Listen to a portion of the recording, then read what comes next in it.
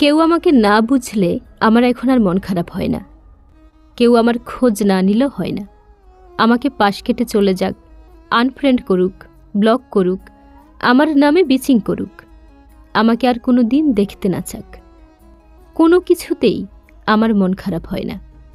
এখন আমি একবার যদি বুঝে যাই কেউ দূরত্ব চাইছে, সাথে সাথে আমি তাকে ভুলে যাই তারা আমার জীবনে কতটা জায়গা জুড়ে ছিল, ভুলে যাই আমাদের কতটা পুরনো বন্ধুত্ব ছিল বা সম্পর্ক ছিল। আমার মানসিক অশান্তির বিন্দুমাত্র কারণ যদি কেউ হয়, আমি তাকে জীবন থেকে একেবারে ডিলিট করে দিই, আনফ্রেন্ড করে দিই, ব্লক করে দিই। বাস্তব জীবন হলে আর কখনোই ফিরে তাকাই না। আমার মনে হয় সব মানুষ নিজের মানসিক শান্তিকে সবার আগে গুরুত্ব দেওয়া উচিত। তাই আমার থেকে সেমভাবে কেউ সরে গেলে আমার আফসোস হয় না। সবার ভালো থাকার অধিকার আছে, যেমন আমার তেমন আপনার।